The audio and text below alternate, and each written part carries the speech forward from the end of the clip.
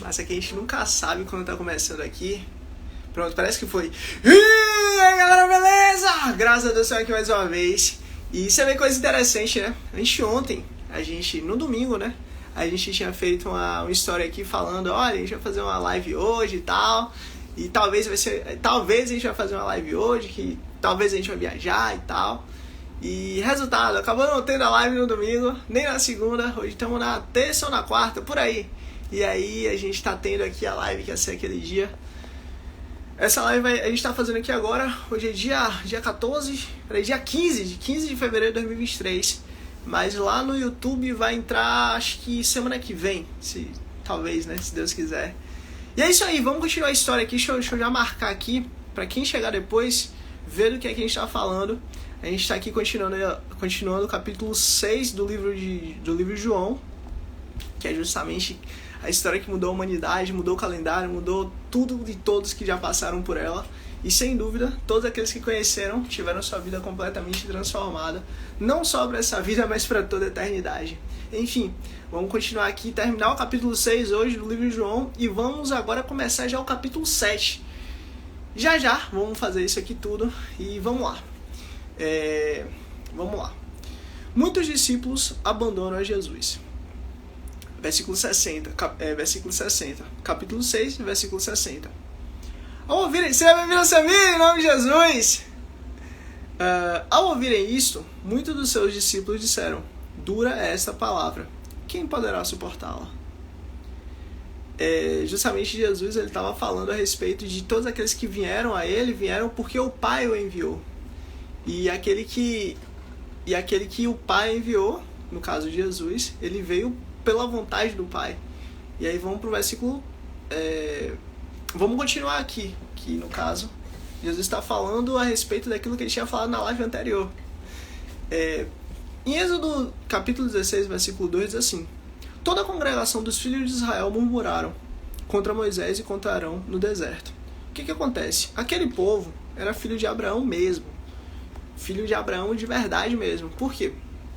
Porque no deserto, como o povo reclamou que Deus ele não deu comida nem água, que na realidade Deus deu sim, mas o povo tinha acabado de ser liberto e o povo já estava ali cobrando comida, estava murmurando. Eles também estavam murmurando, porque Jesus ele saiu do meio daquele povo, atravessou o mar para o outro lado, e chegando do outro lado, seja bem-vindo a Xuxa! Em nome de Jesus, forte abraço a você e a família. Abraço a Evandro, meu irmão. E o que acontece? Eles estavam ali reclamando que estavam com fome. Olha, a gente está com fome de novo, a gente quer comer de novo.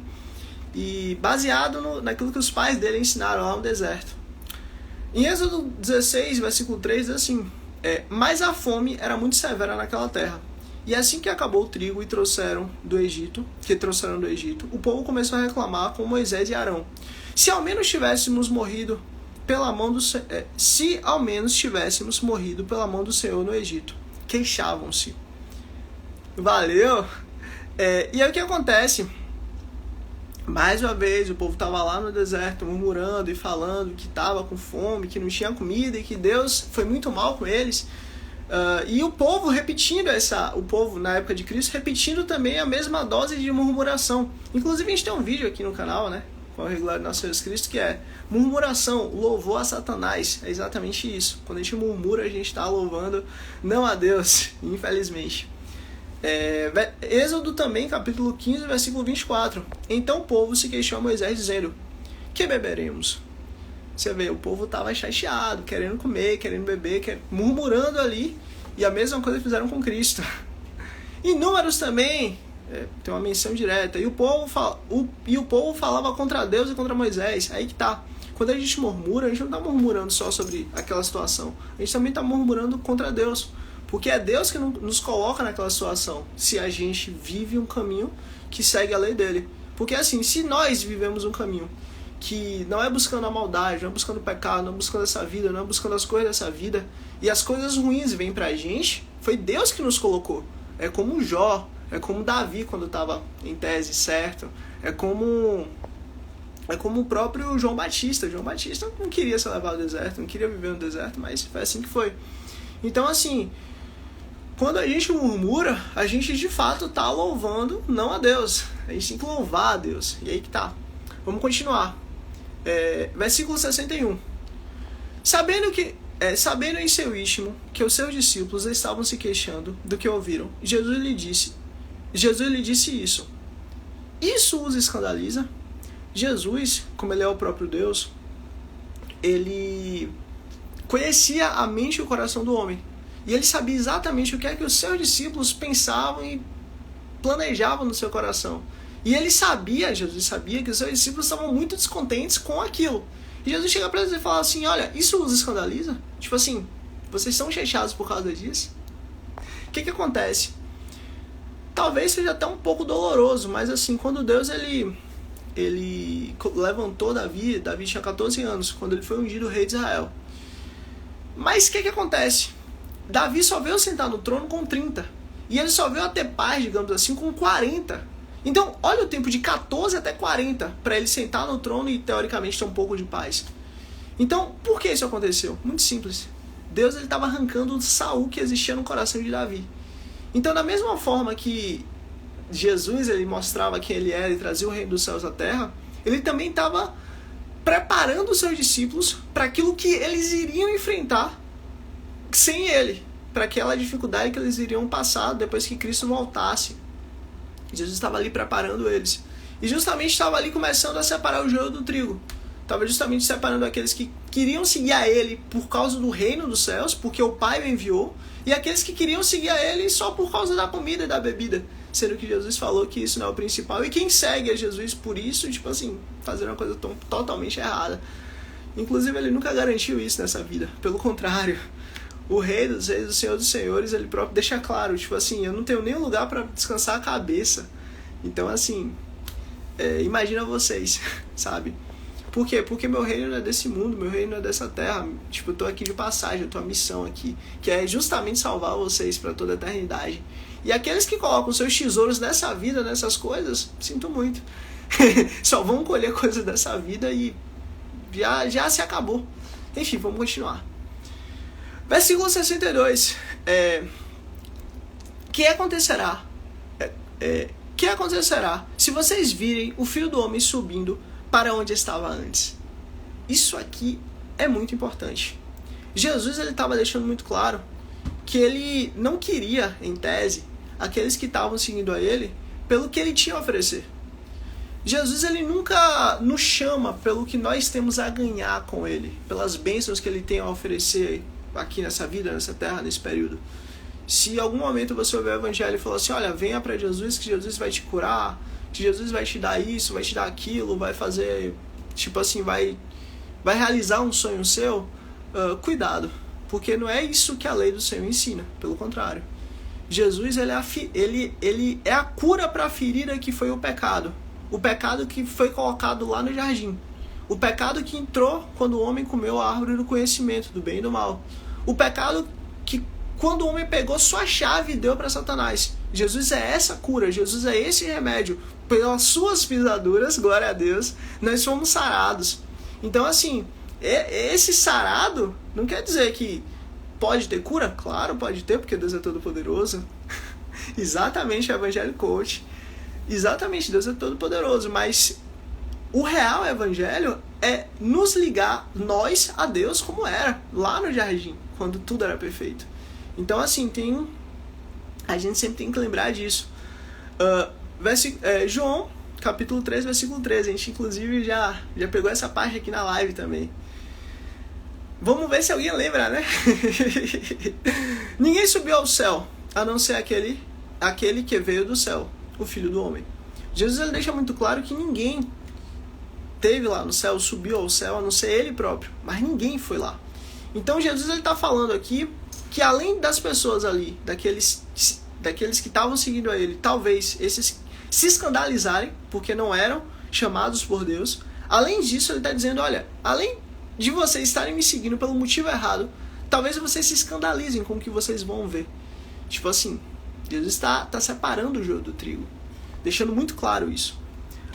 Marcos capítulo 16, versículo 19 diz assim: depois de ter falado com eles, o Senhor Jesus foi levado ao céu e assentou-se à direita de Deus.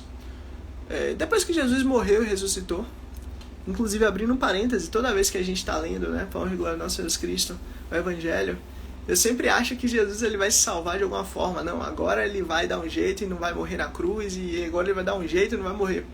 Eu sempre acho isso, porque eu sou homem, né, eu não quero que Jesus morra, meu rei, né, não quero que ele morra de jeito nenhum. Mas eu entendo que por causa da sua morte, ele nos traz vida. E por causa do seu sangue derramado, nós temos livre acesso ao Pai. Então, assim, como Jesus fala, não se alegre com a vida, mas se alegrem com a morte daquele que veio até vós. Porque por causa dessa morte nós temos a redenção. Se o sangue de bodes e de carneiros é suficiente para encobrir o pecado, quanto mais o sangue do Cordeiro de Deus que tira o pecado do mundo. Então, assim, a gente sempre tem que lembrar disso, inclusive a época da Páscoa, que a gente vai chegar lá também. A gente tem que sempre lembrar o real motivo da celebração da morte de Cristo e da vida dele. Então, assim, quando Jesus ele foi morto e ressuscitou, os discípulos todos que estavam ali com ele o viram subir aos céus e ser levado ao Pai e estar com o Pai, e ouviu justamente a promessa do que iria de vir, que era justamente o outro Consolador, o Espírito Santo de Deus, que justamente foi enviado assim que Jesus chegou lá. Vamos continuar. Em Atos, capítulo 1, versículo 9, diz assim: E tendo dito isto, foi levado à vista de todos, e uma nuvem o recebeu, ocultando-os aos seus olhos. Várias pessoas viram Jesus ser ressuscitada. Isso foi uma coisa totalmente conhecida pelas pessoas. Cristo, quando ele foi ressurreto, os discípulos que o seguiam tiveram a plena convicção disso.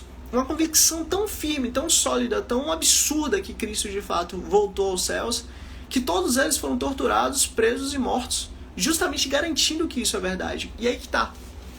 Rapidamente a gente vai falar aqui sobre 3 argumentos em tese que comprovam a total certeza que Cristo veio, morreu, ressuscitou e é o Rei dos Reis, e é totalmente irrefutável essa tese. O primeiro deles é o pacto de sangue. Todos aqueles que seguiram a Cristo, eles não tiveram absolutamente nada a ganhar, pelo contrário, todos eles foram... Exatamente, ninguém morre por uma mentira, perfeito. Todos eles foram torturados, presos, perseguidos e mortos. Isso é sabido desde o direito romano, desde o direito grego, que em um grupo de pessoas, quando aquele grupo está preso, sempre alguém vai falar a verdade, sempre alguém vai falar por que aquele crime aconteceu, se aquele crime aconteceu ou não, se aquilo é verdade ou não. Isso sempre vai ser falado. E a partir do momento que todos os discípulos de Jesus foram presos, perseguidos, mortos, torturados, né, e totalmente assassinados, nenhum deles negou. Para e pensa, você está chegando à sua casa, quando de repente você vê uma vaca voando e ela para na sua frente e fala assim: olha, eu sou uma vaca voadora e, sei lá, é isso aí, valeu, falou. Ela pega e sai voando de novo. Ainda que seu pai, ainda que sua mãe, ainda que seus irmãos, ainda que as pessoas que você mais ama, elas não confiem naquilo que você falou, que você viu uma vaca voadora, você vai levar aquilo para o resto da sua vida, porque você viu, você sabe que aquilo é real, você sabe que você presenciou aquilo. Então, assim, foi exatamente, claro que o argumento é péssimo, mas é uma comparação que mostra que os discípulos, eles não morreram por uma mentira. Então, assim, óbvio que isso é real. O outro argumento, a criação de um mito. Napoleão, o próprio Sócrates, Aristóteles, o próprio Platão, essa galera toda, eles foram escritos, tipo assim, a coisa de 300, 400, 500 anos depois que essa galera veio. O próprio Sun Tzu, essa galera toda, eles só foram escritos milhares de anos depois que essa galera passou na Terra. Então, assim, para e pensa. Você chegar e falar de um cara que tá vivo, que qualquer um pode ir lá e ver o que ele fez, qualquer um pode ir lá e ver as pessoas que ele curou, qualquer um pode ir lá e conversar com essas pessoas e perguntar se esse cara é verdade ou não, isso prova que ele é real. O que acontece? Logo depois que Cristo, né, ele voltou aos céus, o apóstolo Paulo, com apenas 13 anos depois, ele voltou para Jerusalém. Na realidade ele voltou imediatamente, mas com 13 anos depois ele voltou para poder estudar aquilo ali mais a fundo. E ele viu de fato que tudo aquilo que falava a respeito de Cristo era verdade. Tudo aquilo que falava a respeito que ele é o Messias, que ele é o Rei da Glória, que ele curou as pessoas, que ele mudou as pessoas, que ele transformou as pessoas, que realmente ele fez com que as pessoas conhecessem o Reino dos Céus, tudo isso era verdade. Que foi inclusive por causa disso que ele foi condenado. Tanto que quando o apóstolo Paulo escreve, se eu não me engano, eu acho que é Timóteo, ele começa assim: ao excelentíssimo Timóteo.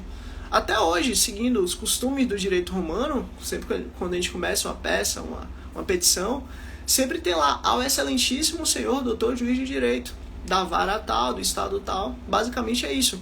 Porque esse é um cumprimento processual. Então, como até hoje a gente segue o direito romano de alguma maneira, o apóstolo Paulo estava mostrando ali que ele estava escrevendo uma tese, mostrando que Jesus foi condenado de forma injusta, todos aqueles que o acusaram viram de alguma maneira que ele realmente é o Rei dos Reis, e que a galera que foi as testemunhas daquilo que aconteceu, eles garantiram que aquilo era verdade, e as pessoas que foram curadas realmente viveram aquilo e garantiram que aquilo realmente aconteceu. Para e pensa, o apóstolo Paulo chegando lá para um menino e falar: velho, vem cá, foi você o menino que tinha aí 7 pães e 2 peixinhos? Isso 10 anos depois, 13 anos depois. Ele para: rapaz, senta aqui, velho, que eu vou te contar. Você não tá ligado como foi. Eu tava de boa em casa, minha mãe falou: meu filho, come pra sair. Eu falei: não, mãe, não quero comer não, de manhã eu não sinto fome. E aí, ela falou: então, meu filho, você quer sair, né? Pronto, ó, pega aí 5 pães e bota 2 peixinhos também dentro da sua mochilinha aí, pra você sair, entendeu? Que pelo menos quando você tiver sentir fome na rua, você vai poder comer. Aí eu falo: pô, mãe, não quero levar nada na mão não gosto de ficar segurando coisa. Aí a mãe falou: que nada, meu filho, carrega esse negócio. Gente, isso aqui não tem na Bíblia não, só abrir um parênteses. Isso aqui é só uma ilustração pra gente entender mais ou menos como o apóstolo Paulo, ele questionou essa galera para poder garantir que todos aqueles que deram testemunho a respeito de Cristo era verdade. Voltando. E aí simplesmente o menino vai lá, pega ali os 5 pães e 2 peixinhos e leva na mochila. Daí ele vê uma multidão seguindo um cara, e esse cara fala um bocado de coisa incrível que ele nem entende, mas ele sabe que aquilo é muito bom, aquilo queima no coração dele, e ele sente que ele nunca conheceu aquele homem, mas as coisas que aquele homem fala a respeito dele, fala a respeito da vida dele, fala a respeito da mudança que está acontecendo, mesmo sem ele entender que está acontecendo. Tipo assim, uma criança, mas ele entende que aquilo é sobrenatural. E aí justamente tá lá no meio de todo mundo e tal, e aí esse homem chega assim e fala: vem cá, Felipe, como é que a gente vai alimentar essa galera? Aí um dos discípulos dele, né, era Felipe, aí Felipe chega assim: olha, nem que a gente trabalhasse 1 ano inteiro, nem que a gente trabalhasse 10 anos inteiro, ia dar pra poder dar comida pra essa galera. São 5.000 homens, mais mulheres e crianças. Então assim, é muita... 5.000 pessoas é muita gente. Sem contar com crianças e mulheres. Bota aí que tinha umas 15.000 pessoas. É muita gente, é gente pra caramba, é muita gente mesmo. E aí simplesmente Jesus pega e fala: beleza, dê um jeito aí. Ó, quem é que tem comida aí? Os discípulos perguntaram, né? Aí o menino que saiu com pão, com 5 pães e 2 peixinhos de casa: eu tenho. Só podia ser criança, não é possível. Se fosse alguém mais velho: você tem comida? Rapaz, eu não, velho. Mas, por ser uma criança, vinde a minhas crianças, deixar elas chegar até mim, porque delas será o reino dos céus. Com inocência, com pureza, com tranquilidade, leveza. Venha, eu tenho 5 pães e 10 peixinhos. Aí, imagina a criança falando isso pro apóstolo Paulo.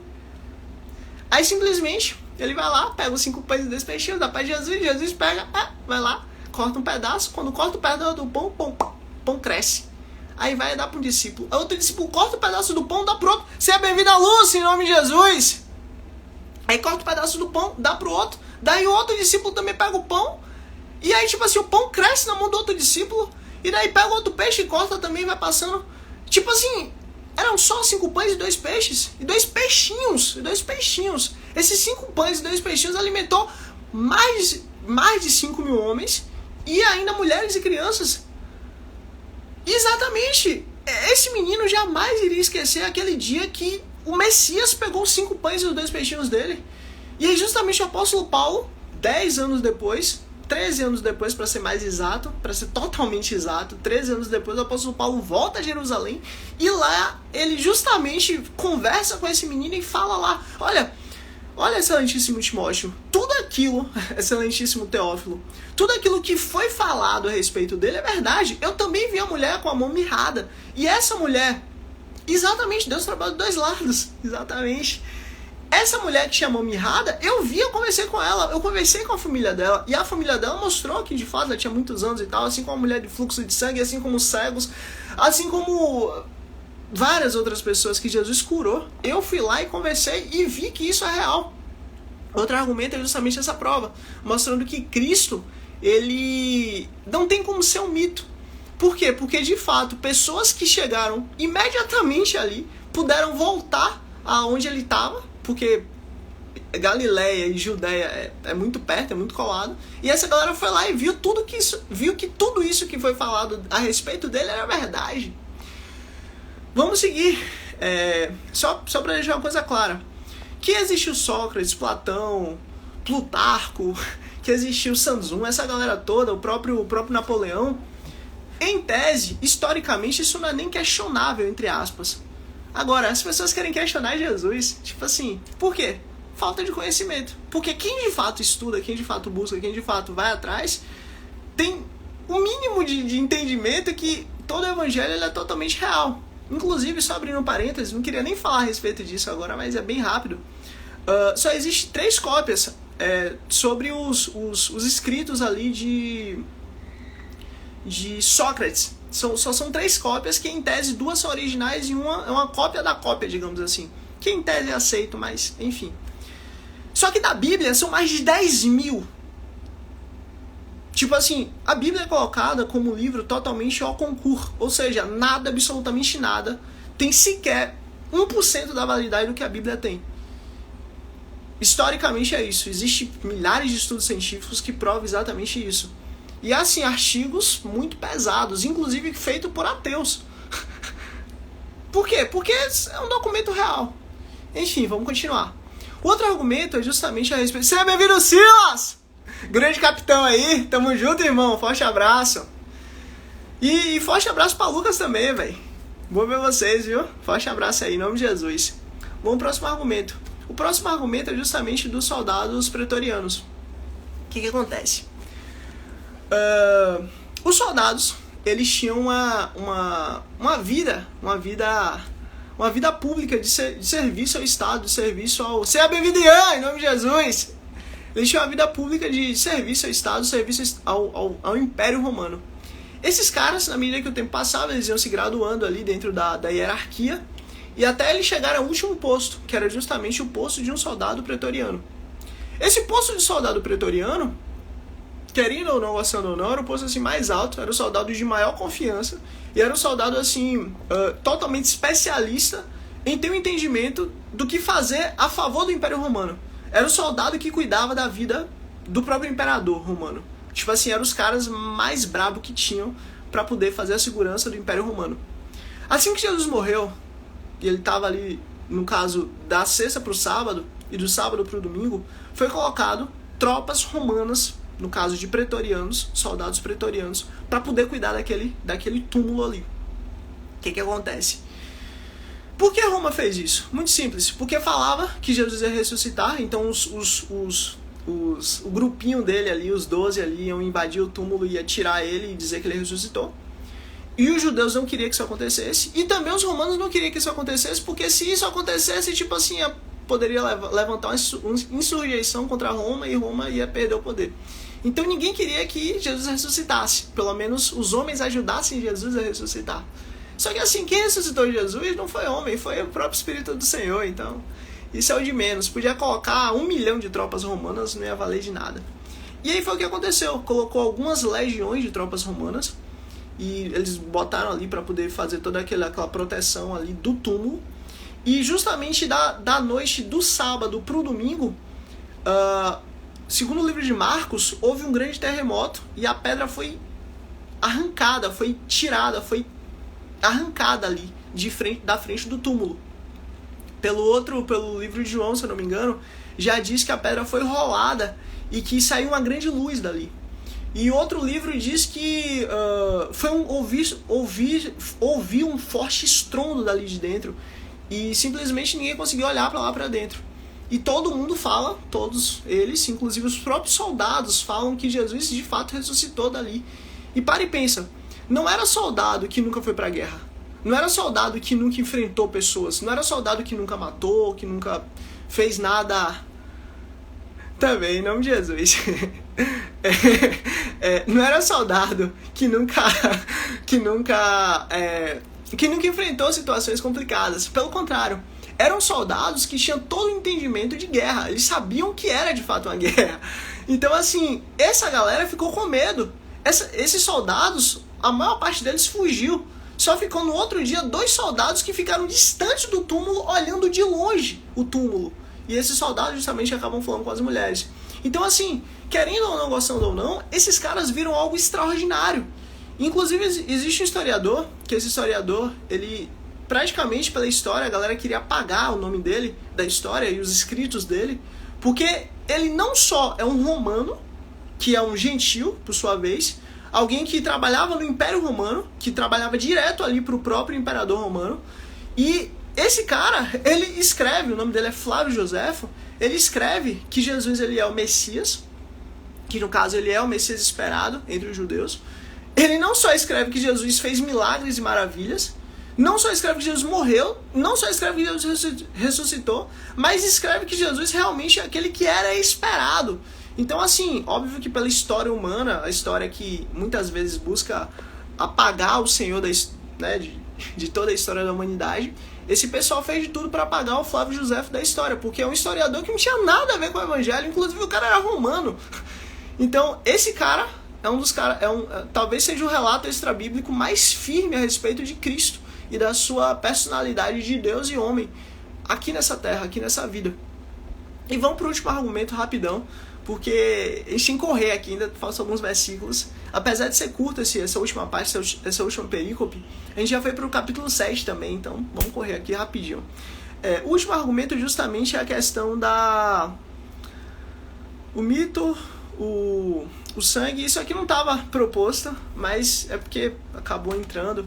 O mito, o sangue e os soldados.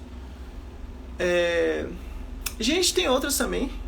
É porque são vários, mas esses 3 aí são, que a gente já falou agora, são irrefutáveis de fato. E eu acho que é só isso mesmo. Pelo menos por agora. Por agora acho que é só isso. Depois a gente pode pegar esses 3 de novo e pegar parte a parte. Inclusive a gente tem até um vídeo aqui sobre esses 3 argumentos. A gente, de forma bem mais rápida, traz eles. É isso aí, vamos continuar porque tem muita coisa ainda. Vamos lá. Versículo 63. O Espírito da vida. A carne de nada produz. Isso quem está falando é Jesus. As palavras que eu lhes ensino são espírito e vida. Ou seja, as palavras que Jesus nos dá, elas servem tanto para a nossa carne quanto para o nosso espírito. Tanto para o conhecimento quanto para a sabedoria. Tanto para essa vida quanto para a eternidade. O que Jesus está falando olha, eu sou soberano. Eu sou o suficiente. Eu sou o suficiente para vocês. E para todas as coisas. Então assim, lembra disso. Vamos continuar, versículo 64. Contudo, olha a condição. Olha, as palavras que eu lhe dou são espírito e vida. Mas, porém, contudo, todavia, há alguns de vocês que não creem. Perceba, lembra lá atrás, na live anterior, que justamente a gente falou a respeito da necessidade da fé em Deus? Então, o próprio Jesus, ele fala que nós não podemos chegar ao Pai sem fé. Que nós precisamos ter fé nele e ele vai se revelar a nós. O próprio Senhor, na lei do Senhor, ele mostra que vários momentos que nós temos que chegar até ele com fé, que nós temos que buscar ele com fé. Então, assim, Jesus deixa claro: contudo, alguns de vocês que não creem, pois Jesus sabia desde o princípio quais deles não iriam crer e qual iria o trair. Olha que coisa incrível. Jesus, ele é Deus. Deus, ele sabe todas as coisas. Deus, ele é soberano.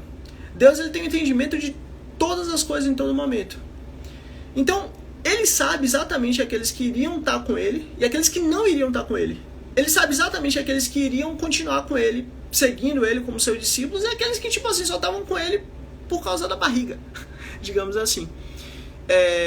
Tem milhares de versículos que falam a respeito disso, do entendimento do Senhor, da predestinação do Senhor, da escolha do Senhor. Mas eu só peguei alguns pequenos versículos bem rapidamente que falam a respeito disso. E vamos lá. Romanos capítulo 8, versículo 29 e 30. Por quê? Os que de antemão conheceu. Só abrindo um parêntese. Na lei do Senhor, o apóstolo Paulo diz que nós fomos destituídos da graça de Deus, da glória de Deus. Só existe uma tradução única para a palavra destituído, só uma, que é aquele que tinha um cargo e foi arrancado daquele cargo, perdeu aquele cargo. Então assim, quem foi destituído, ele esteve em um local, esteve em um lugar, teve uma hierarquia, basicamente, e aquela hierarquia, aquele cargo, aquele local, ele foi arrancado, ele foi destituído daquilo. Então, o apóstolo Paulo diz, nós somos destituídos da graça de Deus, da glória de Deus. Vamos continuar. Romanos 8, 29 e 30. Por quê? Os que de antemão conheceu, ou seja, antes ele conheceu, também os predestinou. Ou seja, o Senhor, aqueles que ele conheceu, ele também predestinou. Para serem o quê? Para serem a imagem do seu filho. Olha, Deus conheceu, Deus predestinou, a fim de, com o propósito de ser imagem do filho dele, do próprio Cristo. Por quê? A fim de que ele, Jesus, seja o primogênito entre muitos irmãos.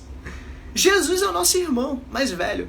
E ele é o primogênito. Nós viemos depois. Nós somos filhos segundo, terceiro, quarto, quinto lugar. Mas ele, Jesus, é o primogênito. E aos que ele predestinou, o Pai predestinou, também o chamou. E aos que ele chamou, ele também justificou. E aos que ele justificou, ele também o glorificou. Gente, o que falta pra gente? O apóstolo Paulo fala que apesar da nossa carne física ela ser corruptível e estar, teoricamente, sendo destruída, o nosso homem interior ele é renovado de glória em glória até o dia de Cristo. Glória a Deus! Ele é renovado de glória em glória até o dia de Cristo. Então assim, nós estamos sendo glorificados. O justo, ele é como a luz da aurora, que brilha, brilha, brilha, até chegar dia perfeito. Cristo é o sol da justiça. Cristo é o nosso sol. Nós seremos a imagem de Cristo. Então, ao som da última trombeta, os mortos ressuscitarão primeiro e nós seremos glorificados. Então assim, se o evangelho chegou até você, tenha certeza de uma coisa. E você creu, e você confessou, e você acreditou em Cristo, tenha certeza de uma coisa. De alguma maneira, Deus te conheceu.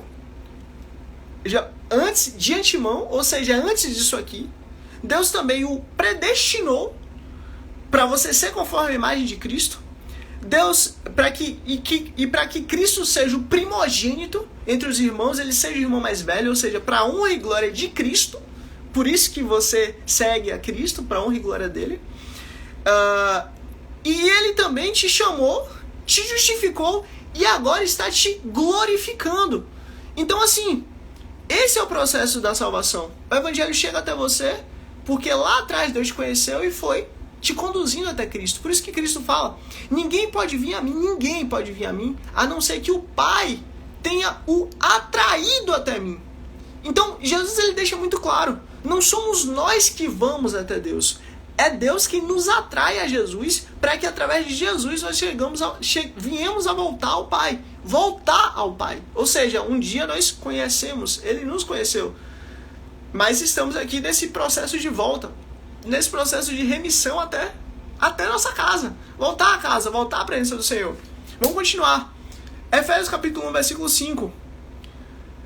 Gente, só abrindo um parêntese. Aleluia, glória a Deus. Só abrindo um parêntese. Existem milhares de versículos e capítulos que falam só a respeito da eleição e da predestinação de Deus, a respeito daqueles que ele escolheu. Mas eu peguei só alguns, bem curtos, que falam sobre isso. Mas assim, o livro de Romanos e o livro de Efésios, ele é praticamente o livro inteiro que fala a respeito desse entendimento. E Deus ele já fala disso desde lá de trás. Deus escolheu um povo no meio de uma terra que tinha milhares de povos. Deus escolheu um homem no meio de milhares de homens, que foi justamente Noé. Deus escolheu não só Noé, mas também Abraão. Não só Abraão, mas também Isaac e Jacó.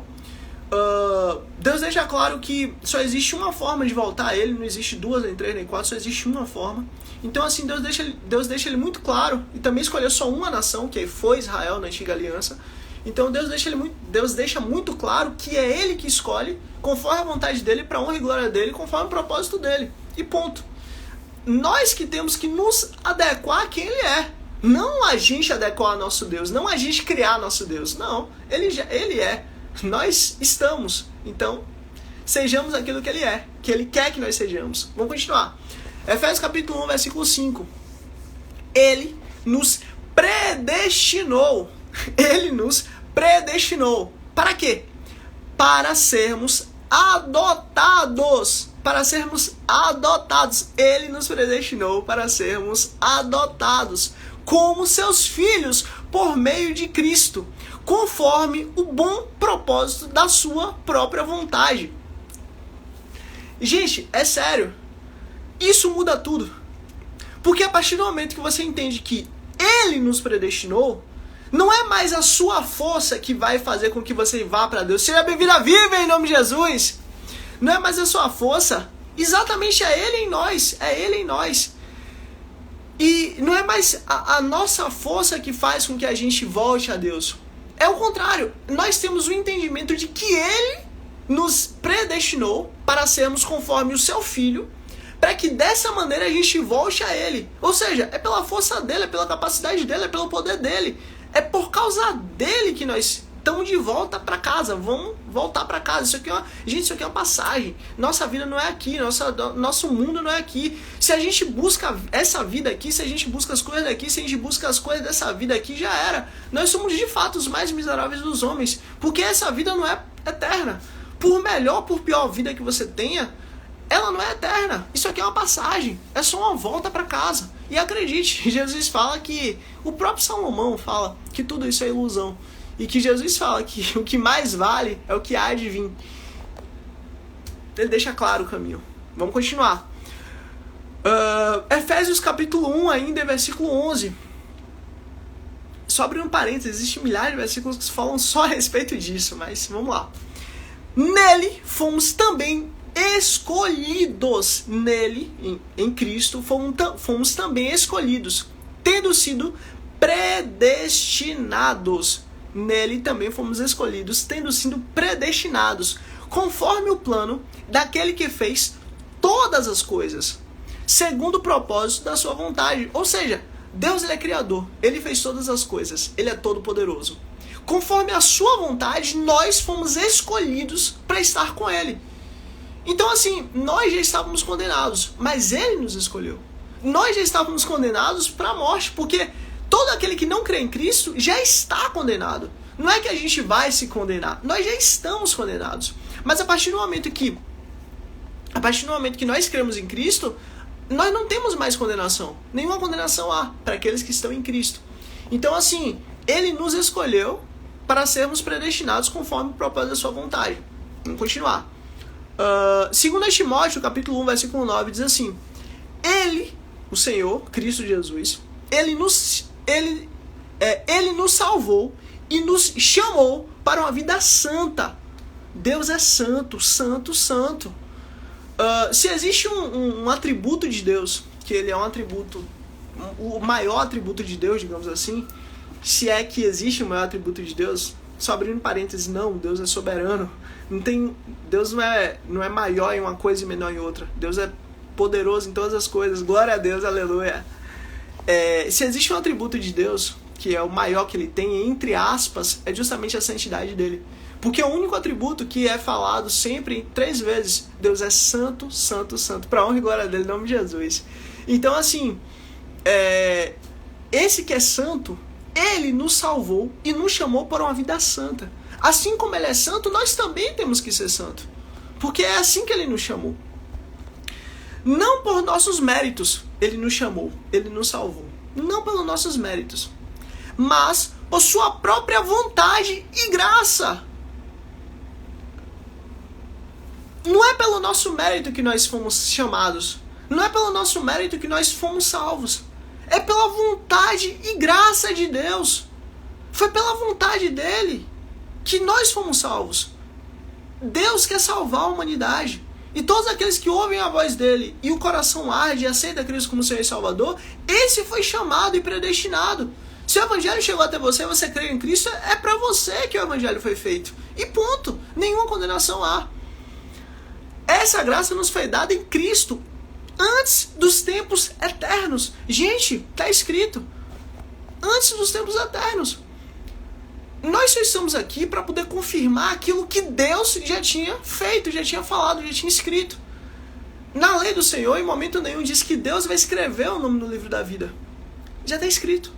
O livro já está selado, o livro já está feito, o livro já está escrito, já está fechado. É o Cordeiro de Deus que vai desatar o livro para poder ler o nome de todos aqueles que estão lá. E o seu e o meu nome vai estar lá pela graça do Pai, porque nós cremos no Senhor. Não pelo que eu faço, não pelo que você faz, não por quem nós somos, mas pela graça dele. Porque nós cremos no Evangelho, nós cremos em Cristo, nós cremos na mensagem daquele que é o Salvador, o nosso Salvador. Vamos continuar. Tem mais 3 versículos aqui, vai ser bem rápido agora. Romanos capítulo 9, versículo 11. E ainda antes que os gêmeos nascessem. Vocês lembram lá daquele vídeo lá? Estupro, violência, incesto. Então, os filhos de Judá acabou se casando com sua nora, Tamar. E justamente esses filhos nasceu Perez e nasceu Zerá. E está escrito isso. Ainda que antes que os gêmeos nascessem, ou fizessem qualquer coisa boa ou má. Ou seja, antes dos meninos nascerem, antes dos gêmeos nascerem, antes de fazer qualquer coisa boa ou má, para que o propósito de Deus, de acordo com a eleição, permanecesse. Ou seja, para que eles fizessem algo bom ou mal e mostrassem a Deus. Glória a Deus, aleluia. Palmas e glória a Deus, em nome de Jesus. Antes das crianças fazerem algo bom ou mal, para poder mostrar, digamos assim, qual a natureza deles. Antes de tudo isso, não por obras, mas por aquele que o chama, foi dito a ela, ou seja, a Tamar, a mãe dos gêmeos: o mais velho servirá ao mais novo. Como está escrito: eu amei a Jacó e rejeitei a Esaú. Ou seja, Deus escolheu amar Jacó e escolheu rejeitar Esaú. Só que essa escolha aconteceu antes dos próprios meninos terem nascido. Exatamente como pode um Deus tão santo nascer de uma geração tão pecaminosa e tão ruim. Glória a Deus, honra e glória a nosso Jesus Cristo. Esse Deus, ele escolheu amar Jacó, ele escolheu amar Esaú. Rejeitar Esaú e amar Jacó. E assim também como ele escolheu amar o menino Zerá e amar Perez e odiar Zerá. Deus, ele escolhe e acabou. Tanto que uma resposta que o apóstolo Paulo diz é: quem és tu, ó barro, para discutir com o teu Criador? Ah, você é justo? Quem és tu para dizer que tu és justo? Você é justo? Beleza. Você é barro. Acabou, fique na sua. Essa é a resposta que o apóstolo Paulo dá a respeito disso. Vamos para João capítulo 6, versículo 44. Ninguém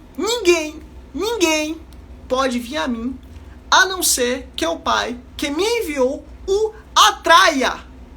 Jesus falando: ninguém pode vir a mim, a não ser que o Pai que me enviou o atraia. E eu o ressuscite no último dia.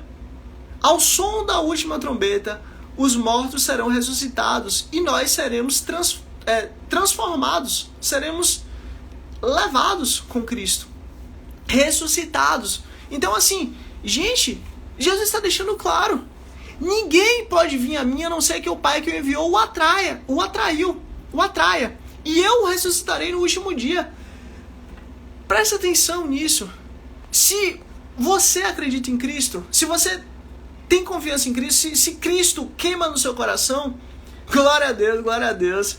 Se Cristo queima no seu coração, não foi você que pelas suas obras, pela sua bondade, pelo que você fez ou deixou de fazer, que fez com que você chegasse a Deus. Não. Foi pela vontade dele. Foi o Pai que o atraiu a Jesus. Acabou. É assim que funciona. Não adianta governo, não adianta império, não adianta anticristo, não adianta sistema, não adianta besta, não adianta Satanás, não adianta nada. O inferno pode se levantar para tentar te tirar da presença do Senhor. Você pode até dar uma sacudida, você pode até olhar para o mar e afundar como Pedro afundou. Mas entenda uma coisa, se o Senhor escreveu o seu nome, pode ter certeza, você vai seguir aquilo que o Senhor quer. Você vai viver conforme a vontade dele. Você vai estar firme, porque não é pela sua força, é pela força dele em você. E como filho dele, por gratidão, o que ele já fez por você, você vai seguir a sua lei, como gratidão. Vamos continuar. Atos capítulo 13, versículo 48. Quando os gentios ouviram isso, ficaram muito contentes e louvaram a palavra do Senhor. E todos que haviam sido predestinados para a vida eterna, creram na pregação do evangelho. Então assim, não por obras para que ninguém se glorie, não vem de nós, mas é dom de Deus perfeito, aleluia, exatamente isso. Gente, é Ele que nos dá a vida eterna. É Ele que nos predestinou a sermos santos e irrepreensíveis perante Ele. É Ele quem nos predestinou para crermos em Cristo. Independente da sua idade, independente do que você já passou, o que você já fez, independente de quem você seja. Se o evangelho chegou até você e você creu, acabou, meu brother. Meu brother, minha brother, não importa. Acabou. Você é dele, propriedade dele, paga pelo sangue de Cristo e já era. Não há como fugir disso. Acabou. Não lute contra isso. Aceite a Cristo e siga com Ele, ponto. Vamos continuar, versículo 65. E prosseguiu. É por isso que eu lhes disse que ninguém pode vir a mim, a não ser que isto lhe seja dado, pelo Pai. Jesus deixa claro mais uma vez, Jesus já falou milhares de vezes, ninguém pode vir a mim, a não ser que isso lhe seja dado pelo Pai. Ninguém pode me seguir se o Pai não me enviar. Ninguém pode me seguir se o Pai não for da vontade do Pai. Ninguém pode me seguir se o Pai não atrair. Ponto. É Jesus que está falando. O Espírito Santo é a marca que temos da propriedade do Senhor, exatamente. O Espírito Santo quem nos testifica. Nós somos marcados com o selo do Espírito Santo, para a honra e glória do Pai. É Ele quem nos sela, para a honra e glória do Pai. E aí que tá, o Espírito Santo ele vai trabalhando em nós, todos os dias, para que nós sejamos renovados, transformados, modificados, porque nós somos a noiva do Cordeiro. Então, como noiva do Cordeiro, nós estamos sendo aperfeiçoados para nos casarmos com o Cordeiro. Essa é a nossa missão aqui. Conhecemos ao Senhor e seguimos a sua lei. Acabou. Vamos continuar. Versículo 65. A gente já leu. Ninguém pode vir a mim a não ser que isso lhe seja dado pelo Pai. Versículo 66. Daquela hora em diante, muitos dos seus discípulos voltaram atrás e deixaram de segui-lo. 67. Jesus perguntou aos 12. Vocês também não querem ir?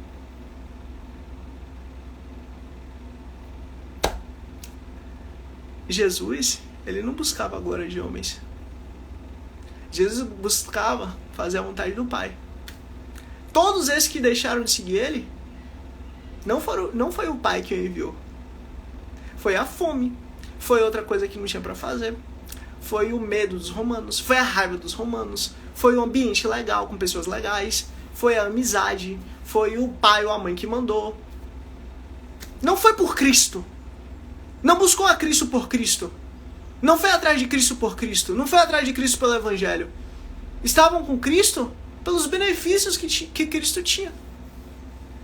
Aí Jesus chega para os 12 e fala: vocês também não querem ir? Será que se eu tivesse ali, eu também não teria ido? Aliás, será que se eu tivesse na época de Cristo, eu teria seguido ele em algum momento? Vamos seguir. Talvez eu estivesse do outro lado lá dizendo que não, que ele era mentiroso, que ele não era o rei, não. Que ele talvez estivesse ali inventando história. Porque eu sou pecador e sou mau. Mas pela graça eu sou salvo. Por isso que eu não vim nessa época.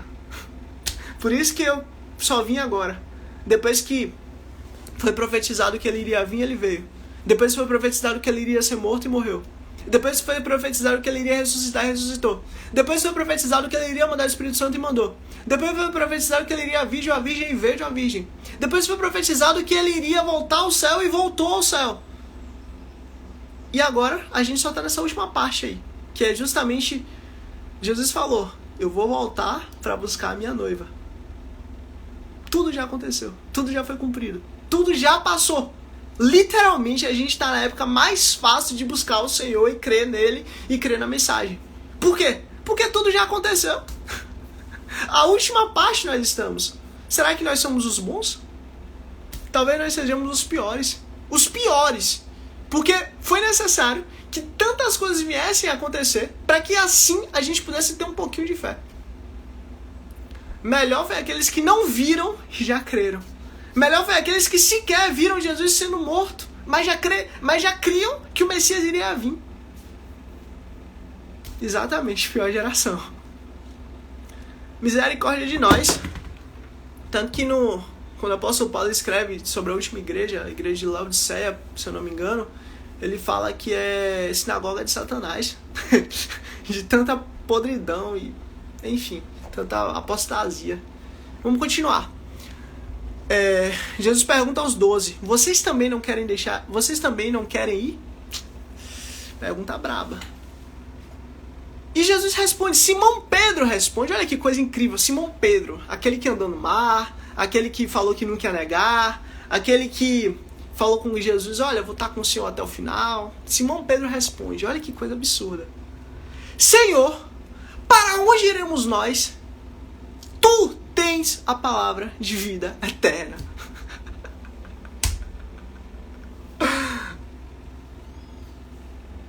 Um pescador, um homem do mar, um homem que provavelmente não sabia nem ler nem escrever. Na verdade não sabia nem ler nem escrever, em tese, o Espírito Santo que o aperfeiçoou. Mas um homem do mar, que não conhecia talvez as coisas de maneira mais profunda. Um homem humilde e simples, mas reconheceu o Rei da Glória. Reconheceu ali as palavras de vida eterna. Reconheceu ali que o Messias de Deus, aquele que Israel esperava por mais de 4, 5 mil anos, chegou. Reconheceu ali o pão da vida. O pão, não que o homem come e morre depois, o pão de Moisés, mas o pão que o homem come e eternamente fica vivo. Reconheceu ali a própria água da vida. Esse homem reconheceu. Para onde iremos nós? Tu tens a palavra de vida eterna. Nós cremos e sabemos que és o Santo de Deus. Gente, um judeu, aquele que desde pequeno ouviu do seu bisavô, do seu avô, do seu pai, dos seus tios, dos seus irmãos falar: eis aí, aquele que vem em nome do Senhor para salvar Israel. Aquele que vem em nome do Senhor para tirar o pecado da humanidade. Aquele que vem em nome do Senhor para poder nos ligar de novo ao Pai. Aquele que vem em nome do Senhor para poder nos tirar dessa vida e nos levar a sermos um com o Pai. Vem aí. E simplesmente esse judeu reconhece em Jesus o próprio Messias. Reconhece a lei do Senhor ali, na frente dele, sendo apontado ali para ele. E esse homem chega para ele e fala assim: olha, você também não quer ir? Ele na hora: mestre, para onde iremos nós? Se só tu tens a palavra de vida eterna. Acabou. Seja bem-vinda, Samila, em nome de Jesus. Então assim, nós sabemos que és o Santo de Deus. Ele deixou claro a respeito disso. Vamos continuar. Então Jesus respondeu: não fui eu que os escolhi os 12? Todavia, um de vocês é o diabo. Jesus deixa claro: eu que escolhi os 12. Apesar de um ser o diabo. Jesus sabia disso. Jesus tinha entendimento disso. Jesus sabia que aquele que estava ali na mesa com ele não iria estar no mesmo espírito. Não estava no mesmo espírito. Pelo contrário, o espírito era outro. A energia era outra. Então assim, Inclusive, versículo 71, e o final do capítulo 6 do livro de João diz: ele, Jesus, se referia a Judas, filho de Simão Iscariotes, que, embora fosse um dos 12, mais tarde haveria de traí-lo. Gente, assim como foi da vontade do Senhor, os 12, também foi da vontade do Senhor que Judas viesse a trair Jesus. Porque estava escrito que assim seria. Estava escrito que isso seria necessário. Estava escrito que era para ser dessa maneira. Mas em tudo, Cristo é o Rei. Jesus, quando Judas chega até ele e dá um beijo no rosto dele, Jesus fala assim: amigo, com um beijo tu traíste o Filho do Homem. Não é porque Jesus estava com maldade com Judas e chama ele de amigo. Mas é porque Jesus tinha Judas como amigo. Apesar de Judas não ter ele como amigo. Porque Jesus é bom e santo. E humilde de coração. Apesar de Satanás estar ali sentado na mesa com ele. Então assim, a gente nunca pode esquecer que Jesus ele veio como Senhor. Um servo bom. Maravilhoso. Alguém que veio não para destruir Israel e não para condenar. Mas alguém que veio para salvar. Mas a próxima volta dele vai vir como rei. Vai vir com seu cedro de justiça. E fazer a terra inteira se curvar perante ele. Porque ele é o Rei da glória. Todo joelho se dobrará, nos céus, na terra e debaixo da terra. E toda língua confessará que ele é o Rei da glória. Ainda há oportunidade da ira do Senhor não cair sobre nós. Da ira do Cordeiro não cair sobre nós. De nós sermos poupados desse dia. Da ira do Cordeiro. Basta crer em Cristo. Quem não crê já está condenado. Vamos agora para o capítulo 7. É um pouco mais curto, se eu não me engano. Que é justamente Jesus vai à festa das cabanas. Isso aqui é bem interessante porque assim, aqui está falando a respeito do contexto que estava acontecendo naquele período ali. Naquele período ali, com o plano de fundo, estava acontecendo a festa das cabanas, uma das 7 festas do Cordeiro. A gente vai chegar lá. E vamos começar aqui esse capítulo. Versículo 1. Capítulo 7, versículo 1. João capítulo 7, versículo 1. Depois disso, o abandono de muitos discípulos, Jesus percorreu a Galileia, mantendo-se deliberadamente longe da Judéia, porque ali os judeus procuravam lhe tirar a vida. Ou seja, Jesus tinha vontade de sair da Judéia. Jesus estava andando ali, mas não perto da Judéia, era da vontade dele, porque ele sabia que a galera ali queria fazer outra coisa com ele. Mas, ao se aproximar a festa judaica das cabanas, e aqui a gente começa. Gente, existem 7 festas que o Criador, o Deus Todo-Poderoso, ele instituiu. Vamos lembrar de uma coisa. Nós somos gentios, então a gente esquece um pouco da lei do Senhor, da antiga aliança. Mas Jesus falou, o céu e a terra passará, mas um tio da lei não será tirado. Pelo contrário. Então assim, Jesus ele era judeu, e por ser judeu ele tinha que cumprir tudo. Ele é o Messias, o Rei da Glória. A primeira festa, a primeira de todas, é a Páscoa. A Páscoa, Jesus ele cumpre a Páscoa. Por quê? Porque ele é o Cordeiro de Deus que tira o pecado do mundo. Ele é o nosso Cordeiro Pascal. Assim como antigamente, quando na porta o Cordeiro foi imolado, foi morto, para que o sangue do Cordeiro viesse a colocar na porta e o anjo da morte não viesse na casa daqueles que tinham ali o sangue, Jesus também é o nosso Cordeiro Pascal. E o sangue dele está sobre a nossa vida, para que nós sejamos limpos, purificados e transformados para voltarmos ao Pai. Então Jesus é o nosso Cordeiro Pascal. Ele já cumpriu essa festa, a primeira festa, a festa da Páscoa. A segunda festa, e justamente a festa imediatamente após a Páscoa, é a festa do pão ázimo. Que essa festa é justamente a festa do pão sem fermento. O que acontece? Jesus também cumpriu essa festa. Por quê? Porque Jesus ele morreu em uma sexta e ele ressuscitou em um domingo de manhã, madrugada. O que essa festa simboliza? Essa festa simboliza que, assim com um braço forte, Deus arranca seu povo do Egito, e de maneira que os pães nem sequer fermentaram, nem deu tempo para o pão fermentar. E da mesma maneira, Cristo cumpriu essa festa. Por quê? Porque Cristo ele foi morto em uma sexta e ressuscitado em uma segunda. Ou seja, não deu tempo pro corpo apodrecer. Geralmente o processo de putrefação de um corpo demora mais ou menos 7 dias. Assim também, em tese, como é um processo de fermentação de um pão. Aquele pão antigo demorava mais ou menos 7 dias. E Jesus é o nosso pão asmo. É o nosso pão sem fermento. Ele também cumpre essa festa. Vamos continuar. Festa das primícias. Aí que tá. Jesus é a primícia dos que dormem. Como diz em Mateus capítulo 24, se eu não me engano. Jesus é a primícia dos que dormem. Assim que a gente morre, a gente dorme.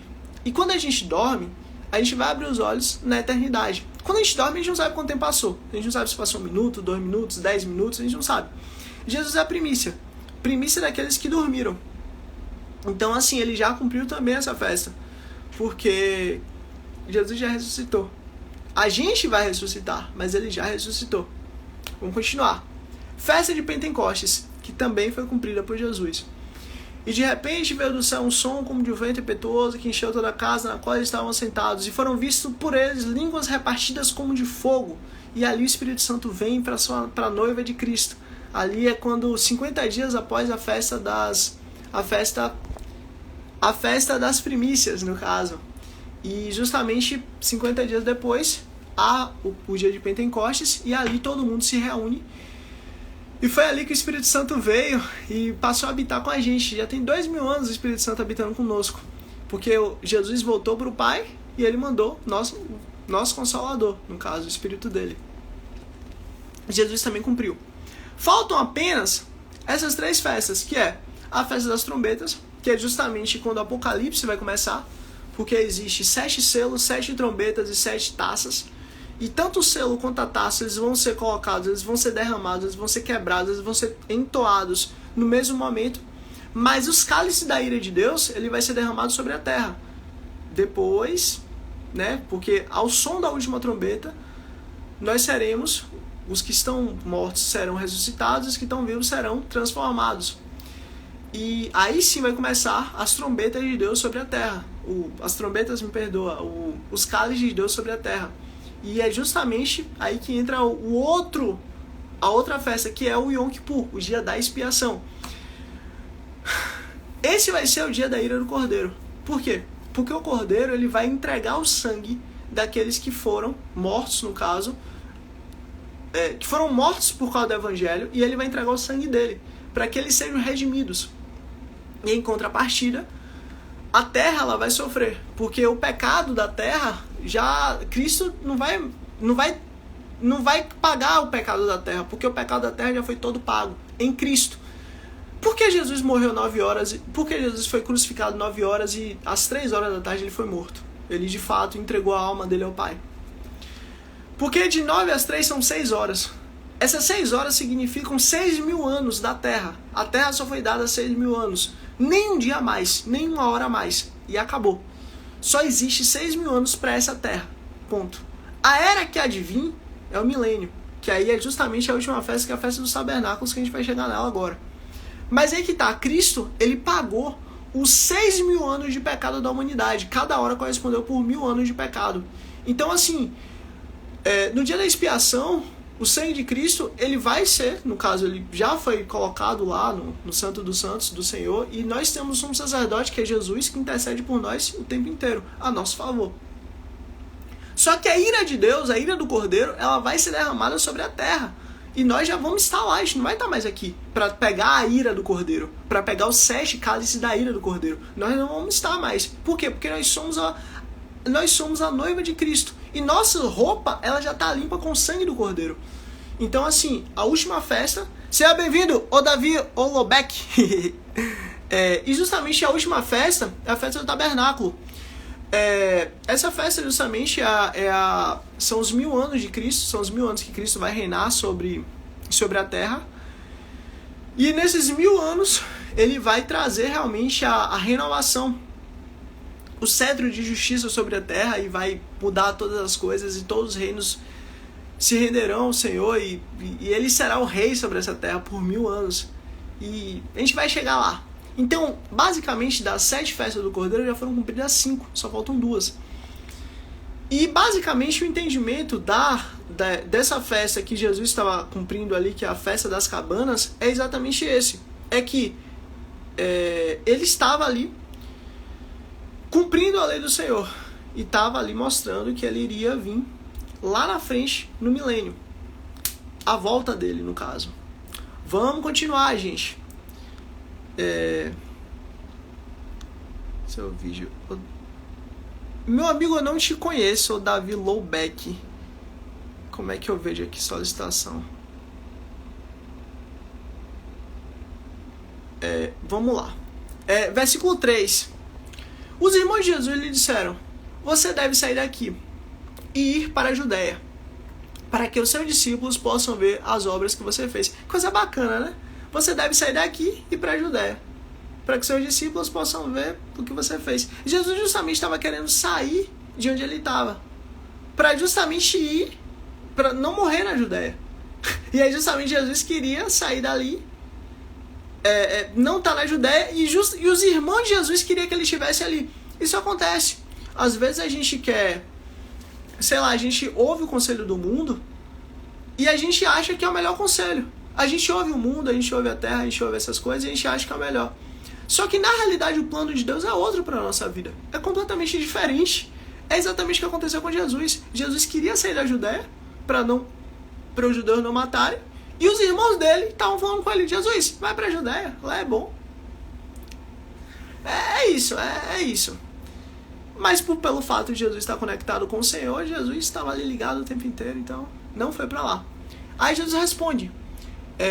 Os irmãos respondem: ninguém que deseja ser reconhecido publicamente age em segredo.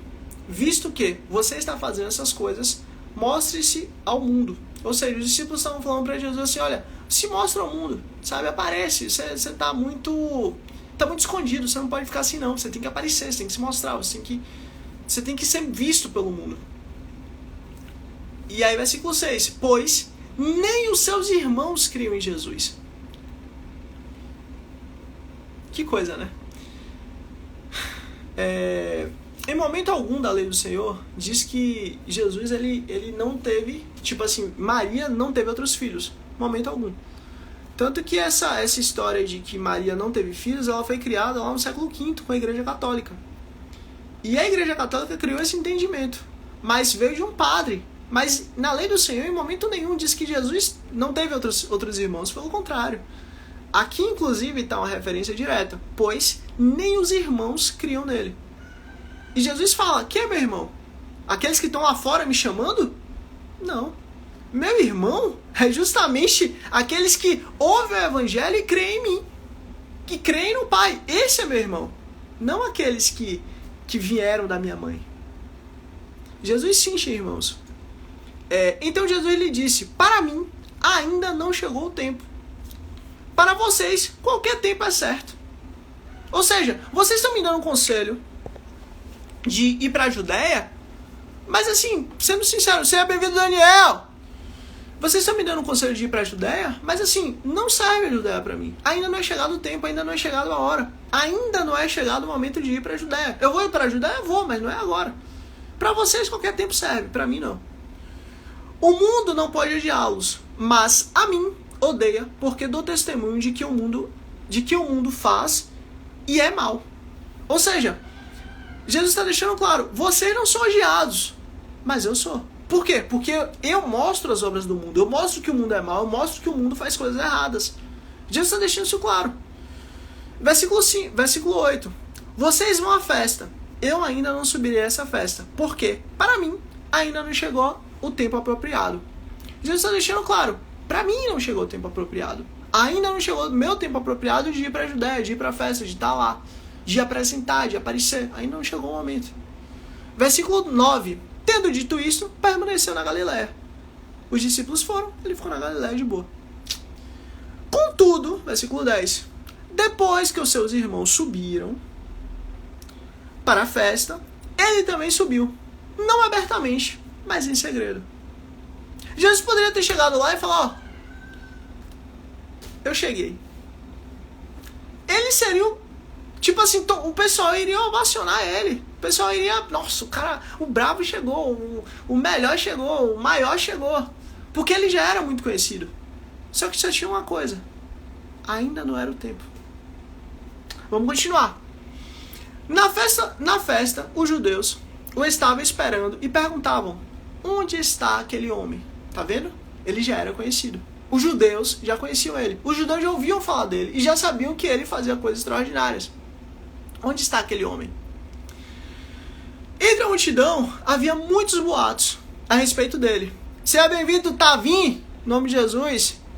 Entre a multidão havia muitos boatos a respeito dele. Alguns diziam: esse é um bom homem. Outros respondiam: não, ele está apenas enganando o povo. Mas ninguém falava dele publicamente por medo dos judeus. Os judeus tinham muito poder ali, porque eram eles que controlavam quem entrava e quem saía do templo. Então ninguém queria falar de Jesus e passar o risco de ser expulso do templo. Então eles tinham esse medo.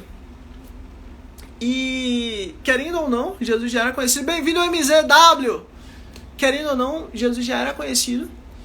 E, pelos judeus, o pessoal já não gostava de Jesus. Já queria levar ele para outro canto. Levar ele para acabar a mensagem dele ali. Com isso, gente, a gente termina aqui o capítulo 7 do livro de João. Versículo do 1 ao 12. E terminamos. Graças a Deus, mais uma live. Deus abençoe cada um de vocês que chegou, passou aqui, tá aqui, chegou até o final. O Altíssimo nos cobrir em nome de Jesus. A gente não sabe quando é que vai ter outra live, mas se Deus quiser, em algum momento a gente vai estar aqui para honra e glória dele. E é isso. Se você chegou até aqui, segue aqui a gente, pra gente continuar seguindo essa história que mudou a humanidade, mudou até o calendário. Se tá assistindo pelo YouTube, se inscreve. E é isso aí. Let's bora, que é o que importa. Qualquer coisa, pode chegar lá no direct, no Instagram, EduardoFXX. A gente responde. Demora um pouquinho, mas a gente responde. E é isso, gente. Let's bora, que Deus é bom. É o que importa. E segue aí pra gente continuar seguindo essa história que mudou a humanidade. E é isso aí. Obrigado por todos que passaram aqui. E let's bora, que Deus é bom. É o que importa.